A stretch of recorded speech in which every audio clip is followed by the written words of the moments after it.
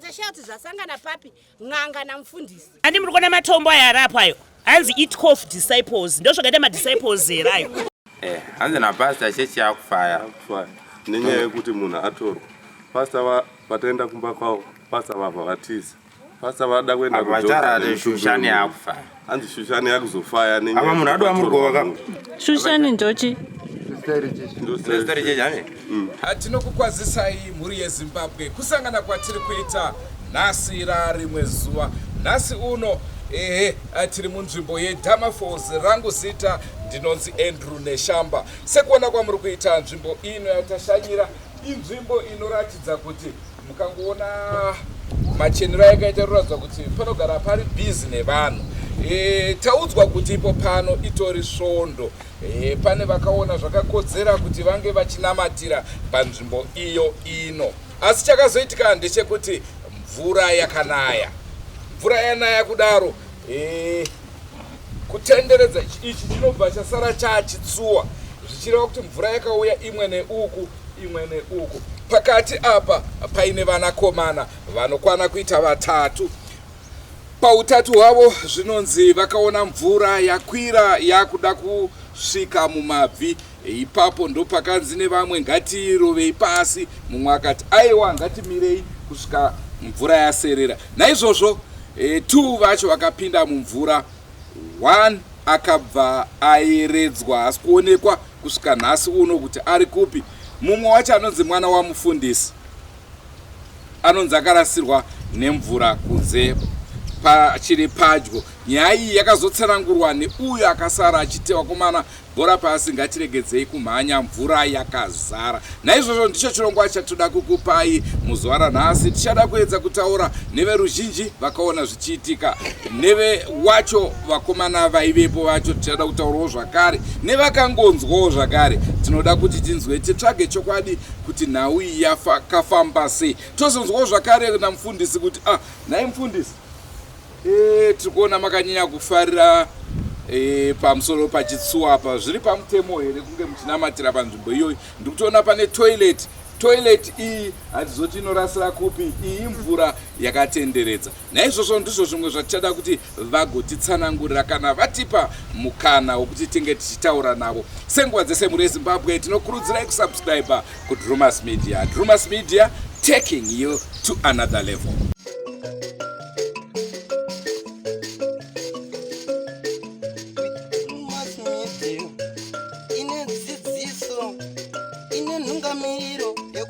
Kwarare upenyu topa tinoona ana sekuru wedu ari masvikiro nemapositori topa kumatendo kuvayara shumba vatidzidzisa nekutipawo gwara iri. Sara guni ndinoitwa Nyakunana. Tiri vagari vemuno maresidence emuno mufirst 5 muDhamafosi. Chakaitika ndechekuti gore rino ndire chi3 pawakatanga kuita chechi yawe ndindatori mamunda uyu. Saka takambodoita kakunesana nawo vachiti hanzi ndoda kunamatira apa. Vandazongovasiya vandatovaudza chokwadi kuti muri kupada henyu asi panokukurwa nemvura. Ndobva wati no problem hazvina basa kozi ini ndaitori maapa neapa pacho pese. Saka takazongosiya tikati anamate henyu asi nyaya iripo ndeyekuti panokukurwa nemvura. Ndobva tasiya vachinamata. Saka tasiya vachinamata first year wakatanga kunamata mvura yakauya ikakukura matende akaenda. Second year gore rapera yakatora machiya masikati vanhu vese vachitoona akakurwa futi nemvura. Saka aenda apa ndo pakazochitevera mwana zvokuti kana paakaenda tairwadza vachitovaudza kuti mawarnings amakapiwa dai makaziva henyu pakaenda mvura paipai makasiyana nazvo kuda mwana yasina kufira pai pano. Then musi akafa mwana wacho takauya pano tikavhunza zvakaitika kozi pazvakaitika tatisipo takangoudzwa kuti hanzi accident yakaitika kuma 12 dzeusiku. Saka ivo vaitaura kuti hanzi vana vainamata muchechi umu pavainamata pachanzi mvura yakauya.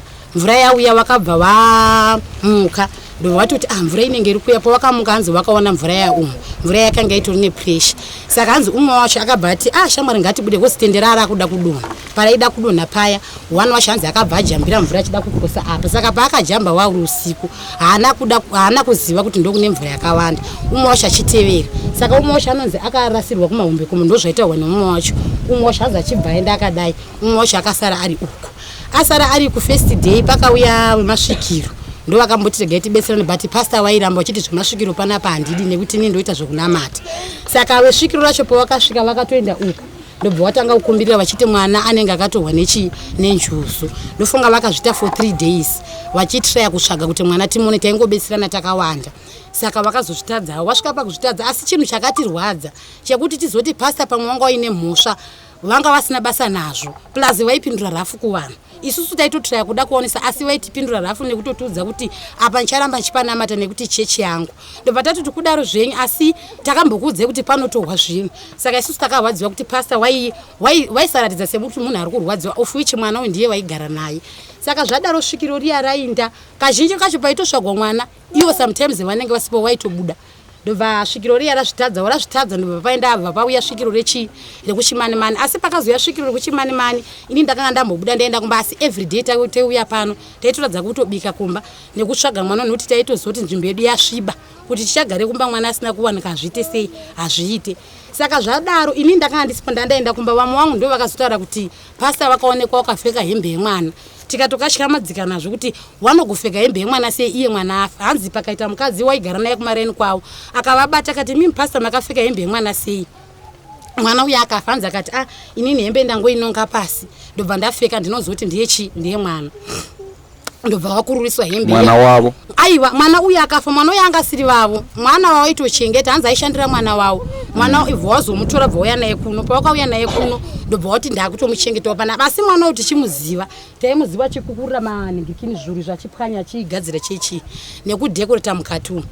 Saka zvadaro svikiro riya rakabva razvitadza ndobva raenda ndobva pazouya umwe akati ndakabva kuchimanimani, bva azvizama. Asi pastor kusada vaisada, kozi vaiti tiri panapa kana takamira kunoko vaita handidi kuoneka kuchechi kwangu, handite zvemasvikiro, of which isusu taingoda kuti mwana awanikwe.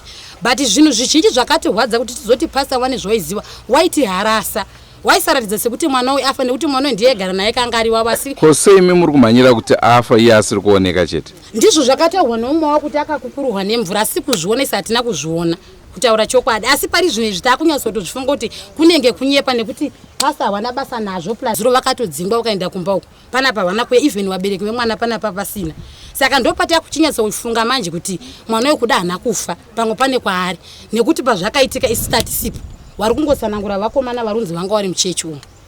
Ndobva wemasvikiro vaya vauya bva vangonzi paakaita zvaakaita uko, akangotora huku akaisa mvura akakumbirira akati mangwana mwana ari kuwanika. Ndobva taparara chiti make sure kuti mwana ari kuita sei ari kuwanika. Ndobva nganga yatoti munhu wese ngatiendei. Taenda mangwana acho makuseni tamirira kakuti nganga iya iuye, ndopatakazonzoti nganga iya yati hanzi ndazvikoniwa. Asi takanzwa kuti nganga hanzi yakabikiwa tii nemazai kumba kwa pastor. Saka yabikiwa tii nemazai, isusu takatofunga kuti pastor vakazvo vari kuita vanenge vari kuti munhu auya wese wanomutora woenda naye kumba kwake. Saka taitovakumbira kuti kana pauya imwe ng'anga isasvikire kumba kwa pastor uku, nekuti vakabikiwa mazai netibva vamwe. Asi kutaura chokwadi tiri kurwadziwa nekuti nzvimbo yedu yasviba, mwana uyu haana kuita sei haana kuwanika. Tiri kutotya kuti vana vedu vese vachaperera mumvura umu. Ndo zvakaitika nezuro racho. Saka tingati imimi sekuona kwenyu chii chinogona kunge chakaitika? Mwana uyu anogona kunge nekwaakavigwa, kune kwaatori akatowanzwa zvokutovigwa, nekuti tazama nezuro takaswera mvura. Varume vaita chamyurududu kupinda pasi vachitsvaga mwana, even vakadzi taipinda mvura nezuro. Pastor havasi kuita hanya, ndosati akuti pamwe vari kuziva kune mwana, noti mwana uyu atori vavo nekuti ndiwo waigara naye. Saka kana danga ari munhu ari wako mwana ungadya sadza, kana mukanzwa nyobvu yawaitaura waitudza rafu. Chimwe chinhu chakatirwadza kuti apa charamba chipanamatira, tichiti munhu anoramba achiti chapanamatira sei ipo pakafira mwana uye pachiyeredzwa nemvura. Ndo zvakaita kuti titi pastor wakuda pamwe pane zvavanodi zvavo zvavanoziva kana kuti ndo vakawanza mwana. Indetyo Sogostina muridzi wenzvimbo maikamanga. Inini zvinhu zvakanyanya ndikadzikisa, ndasanda ndambosvikawo pano ndakaona chechi yakaiswa pakati perwizi. Sezvizvizvi chechi iri pakati perwizi, ndichizonzwa kuti paitika chiitiko chekuti mwana ayeredzwa nemvura. Ndakati mwana anotadza kuyeredzwa sei nemvura, chechi iri pakati perwizi. Apa chechi inenge ichinzi Pentecostal Church, aisi yemapostori. Munoti idzi dzegogwedzi hadzitobuda kune majawi kudai. Ndasvika ndashedzawo mufundisi wepano, ndikati naye mufundisi, makanamata here musi weSunday noti munonzwa Mwari? Zvikanzi takanamata musi weSunday. Ndakati kwaimimi munonzwa Mwari, makatadza kunzwa sei kuti pachaitika chiitiko chakadai? Zvikanzi ndakazvinyora pasi zvese izvozvo. Ndakati mazvinyora pasi zvokunzwa kuti pane munhu achafa kana kuti pane munhu achashaika. Zvikanzi ndobva kwauya vanhu vanosvikirwa venharaunda ineyi vatandashedza isusu ana Soko ana Mukanya varidzi venzvimbo vaShawashi. Tavashedza vauya panapa. Ane bako rake rapa iri akatanga kudrena mvura, akapinda wega mubako imomumu, apinda wega mubako mukapa, hapana mumwe munhu akapinda. Ende bako iro handizoti ndingati 100 meters kureba, 1 munhu akapinda imomumu. Apo masvikiro asati asvikirwa, anga akapfeka hembe yemwana uyo akafa uyo. Ndoshaura kuti anga akaipfekerei, midzimu ichiramba kubuda inga yashedzwa nehama dzemunhu. Ndobva anzi obvisa hembe yemwana uyo afa uyo. Ndobva abvisa hembe yeye, midzimu ibva yatanga kubuda. Midzimu yatanga kubuda, vakuda kupinda pabako paipe kuti vatsvage mwana. Mufundisi uyo akaramba, akati aina zvisikuita kuti mubako mupinde mumwe munhu. Mufundisi aramba, hapana munhu akapinda mubako umu. Mubako maingopinda wega ari 1. Ndobva auya nechubhu yake akupinda mumvura kutanga kutsvaga mwana. Atanga kutsvaga mwana paipai ari muchubhu make mumwe. Azvikanzi vese vakadzi vese nhasi hapana mukadzi wandoda kuona panapa. Ini ndakamubvunza kuti isusu tiri vakadzi ndisi takabereka. Kana muchiti mwoyo yedu inonzwa sei tichizwa kuti mwana wedu ari ukoko kusangoku, tinonzwa sei? Zvikanzi riot, ndatotaura nepolisi. Kuri kuya bhazi reriot kusvika chiva mukadzi wese watichiona ari pano. Ndiri kutotya kurorwa neriot. Miri wangu ndiri kutoutetera nokuti pastor vepanapa vakataura kuti tiro nevakadzi nhasi musauye. Ndobva kwaya imwe n'anga yekuChipinge. N'anga yekuChipinge yakauya. Yauya n'anga yekuChipinge ndobva yati tiro ndoda huku. Pachamira huku apa. Ndobva pamuchaona paine munhu. Munhu musamutsvage kusaidi kwese kupamba pazasi apo. Kwete pachibako chaitorwa napastor ichi. Zvikanzi ndobva muchaona mwana achauya tipe hembe yake, muchamuona akapfeka hembe yake iyoyi, enda mune yanika kumba kwenyu panze. Tobva tatadza kuziva kuti zviri kurevei, but isusu panapa takadzingwa isusu venharaunda. Hanzi hatifanira kunge tiri pano.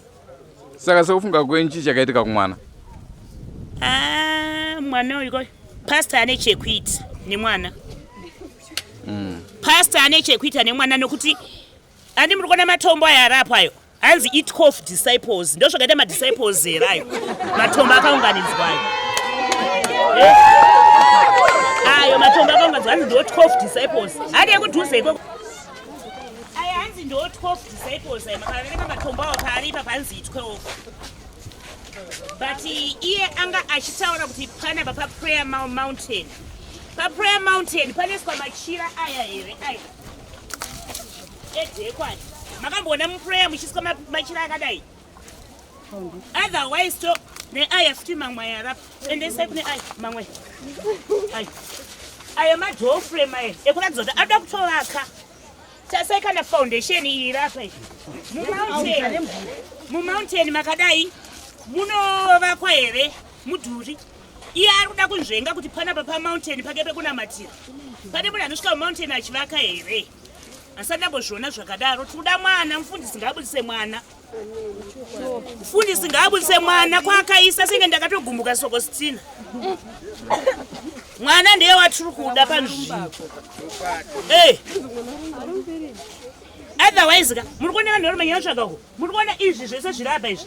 Muchechi umu zvakakukurwa nemvura kubva kweSoko. Zvakauya zvakaungana apa. Ipa pa 12 disciples. Abasi kubatwa apo ndindakatozoita nharo inini kuti bvisai marara rapo titsvage mwana. Noti mwana yeye anondirwadza noti ane zera remwana wangu. Saka moyo wangu unondirwadza nemoyo wokubereka samai. Apo ndakuzwa kuti usauye pana pemivanhukadzi vese. Mozo munoti mutitadza kutsvaga mwana. Nasambo here mufundisi naye vanhu we. Aya uzoita sei? Kokutsvaga mwana. Ndosaka ndataura kuti mufundisi ane chekuita nemwana. Mufundisi ndiye ari kuziva kwaakaisa mwana. Nokuti makatarisa vamwe vacho vakabuda panapa havana kana scratch. Vandori bhozvo kuti iye wega angambotadza kuti changa chiri chirema here. Ndiri kukumbira vanhu venyika, baba vemwana uyu ashaya uyu. namai vemwana uyo ashaya uyo mufundisi uyo akatovafukatidza vakutongotedzera zviri kudiwa namufundisi. Saka vanhu venyika ndokumbira kuti mupindire mubatsire mwana uyu. Inini hangu ndapedza izvozvo ndabho. Mufundisi paakauya panapa achida kuzonamata akatoudzwa nevanhu kuti mufundisi mamuri kuda kunamatira murwizi ende inzvimbo inoera. Handiti mufundisi akati izvoni zvese zvinoera kwandiri hazvina basa. Akatanga achiita kunge ari kunamata kwakutoona akutovaka chechi, asi mwana aenda uyu ndo vaitochengeta pachechi, ndo vaitogarapo panga paine mache. Mukatarisa mutoona madhoo frame, mabhara, zvese zviri kuratidza kuti panhu pari kuda kutoitwa development. Kwese kwamuri kutoona uku zvidhina izvo kutodzirika nemvura. Zvese zvamuri kuona izvi zvakatobva kwazvakabva zvichiratidza kuti murwizi. Pasiri murwizi amufambe zvese zvakafamba izvi. Saka mufundisi tinoda kuti dai mufundisi varipo vachinyatsokupa umbo nevo vana vacho vane munhu, vana vaiva nemukomana uyu ndo vamwe vanofanira kunge vari panzvimbo vachinyatsopa umbo. Sei mufundisi asi kuda kuti vana ava vape umbowo varivo pachavo? Iye ndiye anotaura kunge ndiye akanga aripo. Mufundisi anofanira kuti vana, mufundisi voti vana chibudai vapewo umbowo, vanhu vese vanzwe kuti vana vari kunyatsotaura kuti pamaendero akaita umwe wavo. Nekuti mufundisi ndo vari kungotaura, asi vana iye mufundisi anga ari kumba kwake na10 okoroko dzakaenda vana. Ende mufundisi haasi kutsvaka mwana, mufundisi ari kungonamata achitsvaka mwana panhu pekuti pano zvinotosekesa achiita madhirama ake achiti huku yakauya nenganga ndoda kuidya. Isusu chatiringoda sevanhu venzvimbo ino ari kutisvibisira nzvimbo yedu yeDhamafosi, tiringoda kuti mufundisi vabude pachena kuti mwana zvakafamba sei. Tuda mwana chete. Ezuro makuseni tamukira tauya mufundisi kandidate. Totonzwa kuti hanzi mufundisi ari kumwa tea nemazai akabhoiriswa mbamapasta. Ari kumba kwa pasta. Tashaya kuti zvasangana papi n'anga namufundisi. Saka hatichazive kuti n'anga iya iri kunzi yakabva kuchimani Chipinge yakanga yauya mune zvechokwadi here, yakanga yauya nani, zviri kufamba sei. Nekuti n'anga yakanga yana pasta kumba kwake. Isu takagara pano tichiti mwana anzi tinongofuma tichimuona hembe dzataisa mumvura idzi ndo dzamuchamuona akapfeka.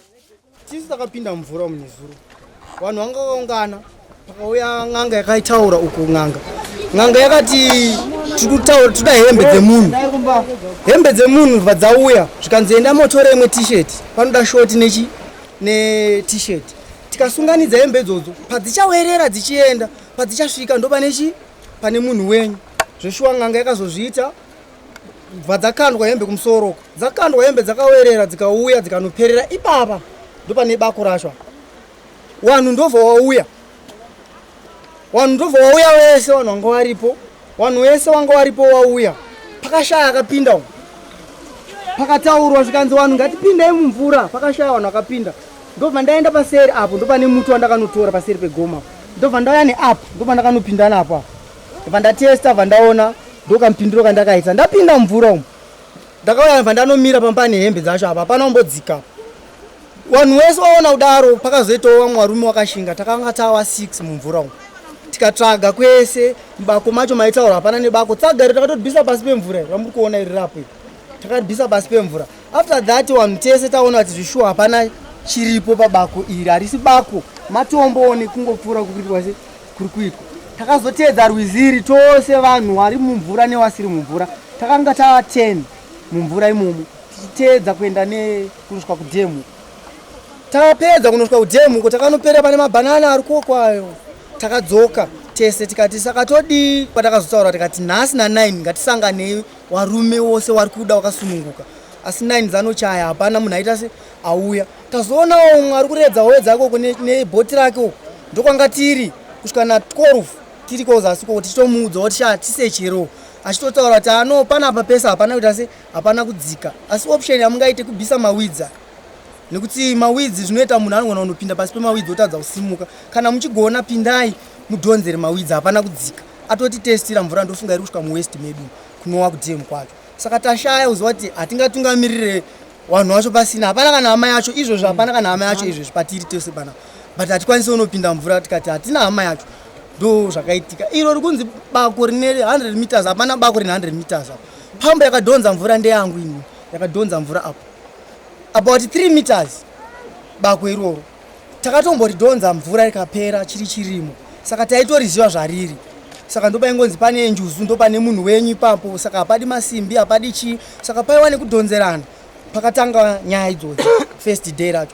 Then Sunday ndopatakazoti ngatidhonzei mvura vanhu vagutsikane kuti bako riri kutaurwa nderipi. Takadhonza mvura neSunday, mvura ndobva yanopera yese muchibako ichocho. Pakapinda varume vanokwana 6, pakatanga iwo mufundisi ndo vakanopinda. Pakanopinda mukomana anonzi Hezi haapowo panapo, nemumwe one wechechi. Wakakwana 6 vanhu vakapinda muchibako imomo. Vachinomeka sure kuti harisi bako rinoenda kure, ibako rine about 3 meters, hapana bako apo. Saka ndopatiri kutaura isusu nhasi uno kuti tese hatichisina kana plan kana option, tizive kuti munhu aripi. Hatichaziva kuti munhu aripi, asi pfungwa dzedu nehope yedu ndeyekungoti munhu arimo murwizi umu nekuti akawerera nemvura. Ini ndeti Arthur Tunsepo.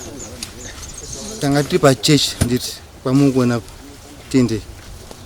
Saka rakazore musi Wednesday. Chitonamata tunamata cho pati zvakaitika handizvire so. Tanga tiri pachechi, mvura yakabva kusaidhi uko yakawanda nditi. Mvura yakabva kusaidhi yakawanda. Saka tanga takarara tiri pamabhenji tisingazivi kuti mvura ichawanda nditi. Todaro tanga takarara mvura yakabva yatanga kuwanda ichipinda pamusoro matombo ichipinda muchechi patanga takarara. Saka panakamuka mapasti dzakadziri 5 to 10 panakamuka nditi. Guys, ngatimuke mvura yese, mvura yawanza ngatibati ngatsvaka pakakwira tikwiri. Vakandikinoona ngatimuke. Ini ndakamuka ndiri ndakamuka nezinocheya igwerigwere, because mamwe wache angatoenda angapasaidhira papapo. Saka ndaitesi ngatimuke vandikinoona kaisi mvura wana ngatimuke vaibva varara. Kaisika mvura ikwana ngatimuke. Ndikati wananga night brand ndakasimuka ndzi amukata mvura ngaipeta ngubezishe tiri tsaka pakata su nikupedza kudaro mabench akavatanga wedzera mvura chechi achakunuka achakunuka mabench achonati. Ndakabva ini ndakora padumberi ndakwira mwangu mwanga akaponya padumberi ndakaponya pambegiro mwangu mwe 3 napasa mwana apo pani bagichira pecho ndiri bagichira pecho vandakapedza mumona ndazomona futi. Dzaive 10 dzenguva idzi 10 dzemausiku 10 dzeusiku. Maifana kurara ipapa muri vatatu chete? Tiri chete. Munosimbozviita here? Taitambore tichizviita but minodzera chona kuti zvakafamba sei, hasi kuziva zvakafamba sei, but takakurwa nemvura. Ko manga marara by 10 mauya kuzoita pungwe. Takamuka na 9 ndiri. Mvura mbiyatangwa nayo ipapo. Takatumvura ungosakasaka. Singazivi kuti mvura ichawanda zvikudaro. But andazoziva kuti mvura ichawanda zvikudaro. mubvunzo wangongoro kuti kuno kumama uya kupungwa handiti tangatoya kuona all night muri 3 but by 10 mama torara tangatora zvichireva kuti rufu rwanga rwadana ka tese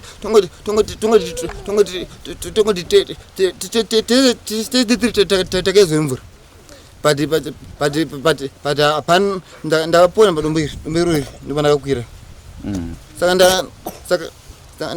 ndarikwara gumbo iri ndakasvika nakaro padombo ndakwara gumbo iri saka ndiripo ndizvitoa kumba kuti handamari kuenda bhatara pamba chirombo zvimbe but ndachi handamari kuenda kubhatara ndizvo zvandinodambudziko rasangana naro ko mufundisi wakati chiine nawe mufundisi apostle vakauya vakasemnaitiro vachitsvaka munhu but munhu wachona hatazomuona futi akarati hatazomuona kuti afamba sei asi semafungiro ako ingori accident yakaitika ndo mafungiro anga ndikuita kuti hapana kana chimwe chaungafungira kuti hapana chimwe chandingafungidzira mufundisi anonzani apostle Kalimu Dr. The first name Dr. Kalimu. Okay. Tichada kuti mugotiperekedza tinovaonawo zvakare tikurukure navo. Alright, vari kumba. Asi vamwe vako wawaive navo muri mazira mamwe chete here kana kuti? Mumwe wekutanga ndine nangani ndine 20 days ndiri. Wechi2 angane 24 years ndo akaenda. Wechi3 angane 18 years andipendwa. Ndio kurasirwa kunze kwe. Kurasirwa ndoka padombe. Kotanzwa kuti pakaoneka mupurwa nenyoka zvakamira sei? Zvimpurwa nenyoka handiziva kuti pose nangansipo pazvakapazvo. Pose ndachodzo ngomoti dera andakuya kuzozviona hangu because last time panpo rinogara pasi pedombo so mberi akakura sombe mpura racho but handazo takati but tinenge chibure chikafuwo chidzokera pasi pedombo ndopanogara iro rechi 8 zvaitika zvakaitika musi Wednesday manheru. Okay. Saka tongoti 7 days mukomana asati awanika. Tiri kunzwa kuti pakamboya ng'anga dzakaishuwa but dzakakundikana vari kuti chii? vari kuti nzvimbo inoyi zvakaoma but havasi kutaura kuti zvakamira sei havasi kutaura kuti zvakamira sei but because imwe ngachina yakabva yakadzidza nezuro yakadzoka nezuro yakadzidza yadzokera pakabozhongora nezuro pakauya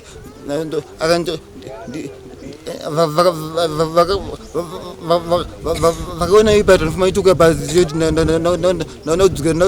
ndaudzokera kumba kwangu kutown but ndo yakane bhegi rake nemwanda dzake dzanga nadzo nemapepazi anga nawo but ndokutoenda kwakati nanga nacho. Taiuya pano everyday musi wekutanga takaswera takagadzikwa padombo apo pane vamwe mai vachiti vandikwanisa kubudisa mwana bhozi akanga iri svikiro zvichinzi mwana akatorwa nenjuzu haana kwakaenda saka zvainzi ari mubako pasi pedombo iyi takaswera tiripo tichita chiwano chaitwa ipapo hapana takadzinotombogumira pano zvanhasi tozosangana remangwana racho remangwana tichibva tazouya zvakare ipapapo tichibva taona kuti panapa solution iripo kutodhena mvura because zvainzi pane ninga tibva tatora pampu tikatadhirena mvura mugomba iri nokuvhura trenchi iri apo mvura ichibva yapera kubva kwapinda vanhu vairi anonamata chechiyo iyi kusanganisira namufundisi wacho bako memuye takaona musina mwana kuchibva kwazoya futi zvakare mwen'anga zvikinzi yabva kuchipingo tibva taenda pazasapo ichibva ita zvayakaita ikokoku zvakanzi hatidi pofu toda kuzvitirana nehama dzake dzemufi vachibva vaenda kuseri kuti kweru vari kuseri apa vari ipapo vanga vakabata huku yavo huku yebva yasiyiwa ipapo vachibva vaenda zvakanzi mangwana kuseni muchisvika panapa muchaona mwana ari pamusoro pemvura bhozi mwana akatorwa nezvepano tichibva taenda kumba mangwana acho kureva nezuro tibva tamukira kuuya ipapapo taitaurwa kuti tinoona mwana aripo hatina kuona munhu takangona huku yeye ingori ipapo yatofa huku handina sizwe rechitiri haingatadze kuti nezuro yantenga iripo ira nezuro yanga iripo yagara mvura ngedhasi indiri kupopota pakuti sangano rechechi racho haripo panapa maimufundisi vacho havapo ivo pasta vacho havapo wakomana vakaeredzwa nemvura asi ndikazoenda kumapurisa kugazebo ndikunaine kwamangara aenda mangara kugazebo mapurisa kugazebo akamborunga akade kuramba iri kuti ndamamangara kuruwa asi pebva ndadzoramba ndiripo vakazifonera kumabvuku ndopakuzvisvika kuti azizoya kuchiyeko ringofunga rakatorwa nemvura nogona aka akafushirwa kana akafushirwa nemarara nokuti rwizi rwari nemarara akawanda pane information yandikangonzwawo nezuro nechitaura napasta chinzi baba vachona here hanzi ndo vaimbomisa vanhu kutsvaga vaiti timbomira kutsvaga mwana ngokuzi ndimasvagira ada kumuita ini ndega nanhasi mwana haasati aonekwa saka isu tiri kuti mwana dai aonekwa chandakaona ihuku ingoti kangosososoaibva asi vaingoramba idzokera panhu vakadzoka pakapinda hembe ndangonzwa kuti mukomana uyu atone wikiresi achitsvagwa achishayikwa tibva tamira panapa taswera tiri panapa kuchibva kwasvikawo zvakare umwe aitiwo svikiro aibva asvikirwa zvakanzi ndikuda hembe dzake ndisunge hembe dzodzo padzichadzikanda mvura umu dzichairira nemvura padzinondomira ndopamunoona mwana ipapo achibva tasa izvozvo tibva tatera hembe dzedze tiri kunze kwerukowa hembe dzibva dzanomira pane huku iyoyo mbo pakamira hembe tibva tati hazvimwe mwana shuwa ari papi ari pano varume ndokubva wapinda mumvura memwe tatsvagazve hatina kuona munhu tibva tangoswera tifambe dune rwizi tichingodai but hatina kuona munhu svikana pari zvino ezimbabwe ngethemba lizibonele ukuthi kwinokwayenzakalayo ngethemba libonile amampikicha libonile ivideo yenzaka like ukuthi ichechi yangikhona injani njengoba uShumbade li-introducile sahamba phela sathi sikhulume labantu ababonayo ukuthi kwinokwayenzakalayo sathola phela umuntu owayekhona i-witness umuntu owayekhona into zonke lezi zenzakala wasitshela ukuthi kwinokwathatha indawo lalaba abadinga umuntu lo owalahlekayo o umntwana lo owalahlekayo wasitshela ukuthi kwinokwenzakalayo la ezinye izakhamizi zakhuluma ukuthi kwinokwenzakalayo so mule Zimbabwe abantu abaningi bajala ukukhuluma ukuthi hayi Drewmas media lina liyathanda ukuthi into zonke ngezesintwini asikwazi ukuthi lina endabeni le lithini so mina njenga Drewmas media sijala ukuthi thonga ithinzwe lina yini selizasijajela ukuthi kwini okwathatha indawo nxa ukuthi umuntu lo wathatha wayajikela kachana kwini ngamazi asazi ukuthi kuyini wathatha wahamba yini nxa ukuthi wathathwa injuzu hayi mule Zimbabwe lani seliza conclude khonapho ukuthi kwinokwenzakalayo lathi sinje lokho sizama ukuthi sizwisise ukuthi kanti vele ichurches yakhelwe phepha emanzini kuyabe uhamba njani kodwa hayi mule Zimbabwe themba lizizwele selingayi conclude ukuthi umntwana olahlekileyo engabe engaphi mushauna harangero tokumbira kakune mina emdzimire maberekana amtina mpururuka naye mukanyayo mandibaya tokumbira gwara reupenyu idzidziso kune vanoteerera nandiripo zvechokwadi ende ndaitoshanda nawo ende nditodzinga vanhu zvechokwadi ng'anga dzanga yacho iri kuuya aiwa taita order taipa order n'anga yanga iri paunzi yaibva kuchipingere n'anga yanga yati tinozvigona asi remangwana mai ndakazonga kuti n'anga yataura kuti kunzi ndakundikana mhuri yezimbabwe ndofunga nyaya iyi kwatabva nayo uko kuchechi taenda kakwapasta kuti tinoona kuti pasta variko here ivo vanotiwo kudii maonero avo vanozvitsanangurawo vachiti kudii saka ndofunga ndo mifananidzo yamuri kuona yepamba pavo pasta avako vazhinji vari kuti pasta vatiza vamwe vari kuti pasta varimo mumba asi isusu hatina simba rekuti tiende tinobhenga dho kana kuti tinopinda mumba memunhu nekuti pamutemo hatibvumidzwe asi hanzi pane mwana aonekwa achidongorera achitarisa kuti kune vanhu here varipo kana kuti kwete kusaziva kuti vachazobuda here kana kuti havapo vabuda vaenda out here vaenda out of the country here kusaziva ipapo mule Zimbabwe njengoba limuzwa uthando khuluma ukuthi sisukile lapha kade kule church khona sahamba phela sisithi siyebona umfundisi siza ukuthi kwinokwenzakalayo ngoba singakwanisa ukuthi abantu bebelokhe bemblema kanti yena right so kade sifuna ukuthi sizizwele yena ekhuluma ukuthi kwinokwenzakalayo nje kwinokwenzakalayo konke lokho okhulunywa ngabantu into ezenzakalayo yini kumbe abantu baphoma kumgcoba nje udaka yena right so sithe sifika lapha sathola umfundisi engekho sathola iminyango yonke ivaliwe sathi sesiphenduka nje abanye basesithi hayi umfundisi ukhona abanye besithi umfundisi sebalekile manje thina sila amandla phela ukuthi singene sisearch ukuthi umfundisi ukhona kumbe kakho so hayi mule Zimbabwe sesizatshela khona lapha sibona ukuthi kuzahamba njani nxa kuyukuthi uzatholakala sizaphenduka phela sizokhuluma laye siza ukuthi kwinokuhamba okwenzakalayo okwinokuhambayo kwinokuyenzakalayo echurch yakhe ngoba sinembuzo eminingi kakhulu sezvataurwa nachira mhuri yezimbabwe tichaedza kudzoka kusvika tavabata kana tazovashayawo imi munenge muchiona kuti upedu taedza Goodbye my friends, goodbye my friends, wakamboonana tichazoonana nerimwe zuva hama dzangu. Goodbye my friends, goodbye my friends,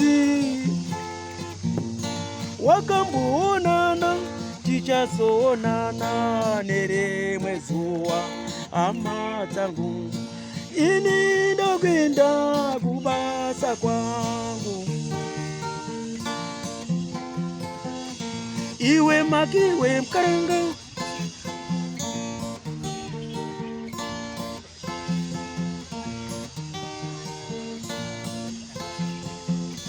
iwe makiwe mkaranga, iwe makiwe mkaranga.